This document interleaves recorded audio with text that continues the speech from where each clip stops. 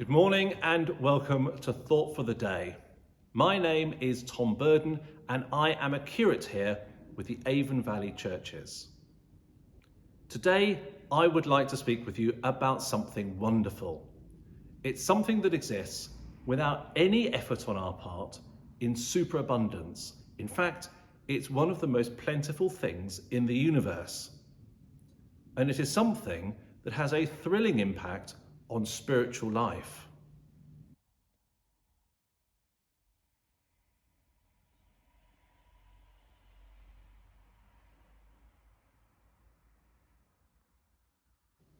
Yet, in our lives, it is rare and getting rarer. And it is something that I've been destroying since the start of this message.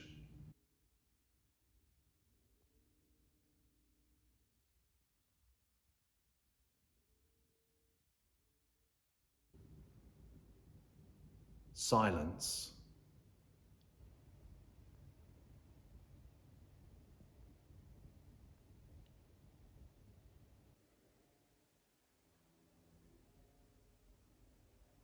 The modern world is as cacophonous as it is frantic. We have cities and now towns that never sleep. We're inundated with opportunities for entertainment and equally with work demands. And electronic devices fill all the mildly boring gaps in the day that existed when I was a boy.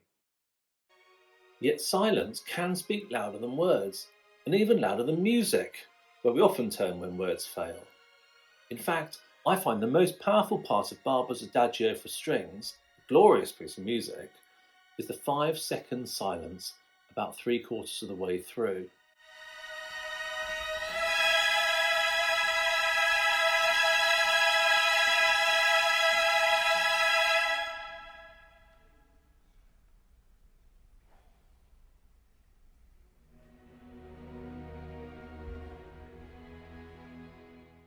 John Cage even produced 433, a piece of music or non-music that was actually 4.5 minutes of silence. Rarely do we ever sit still, doing absolutely nothing for 4.5 minutes.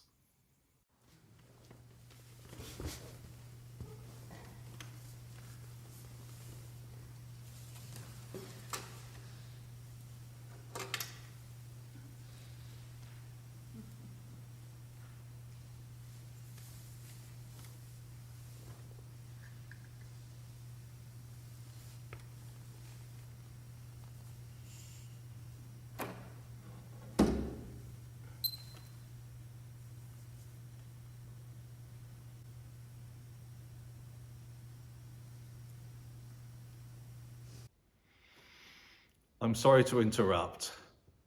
There is the awkward silence and there is the stubborn silence. Silence can be rude or hostile or despairing. Yes, silence can be sinful. But even in these cases, silence shows its power. You may have seen the great and extraordinary film Into Great Silence about the Carthusian monks based in the French Alps. There are, of course, bells, chanting, and some distant chatter, but the film is not otherwise silent. At the beginning, we hear the creaking of wood as a monk stands during prayer, and later the sound of scissors cutting cloth, and so on. When we don't speak, there's a lot to hear in our world.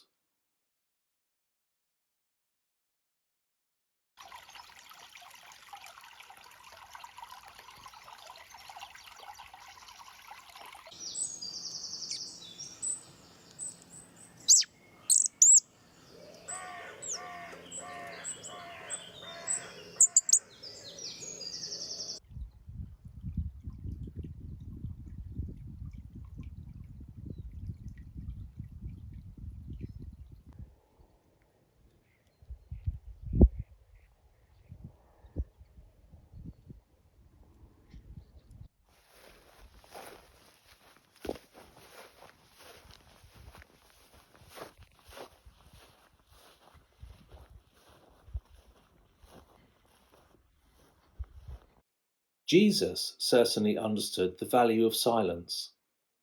Not only did he spend 40 days alone in the wilderness, Luke chapter 5 verse 16 says that he often withdrew to lonely places and prayed. Yes, he habitually sought escape into silence. If it was good for him, it's certainly good for us. And it works.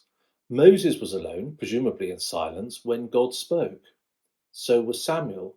So was Jacob when he had his dream at Bethel, and Solomon at Gibeon, and Peter on the roof when he had the vision of a sheet holding all creatures.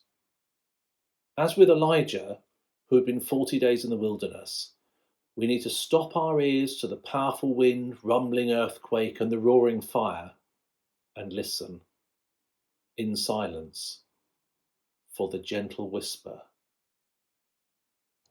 As many writers have pointed out, if we're going to deepen our relationship with God, it's important to spend time with Him, just as we would with anyone else who we love.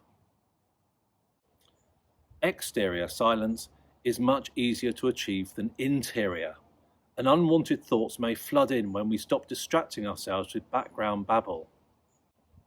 And then we have to cultivate silence, for silence is not an end in itself.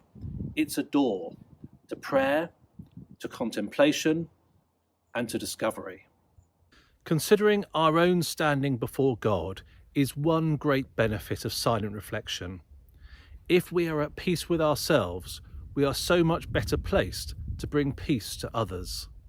St. Moses the Black of the 4th century said, "If you are occupied with your own faults, you have no time to see those of your brother."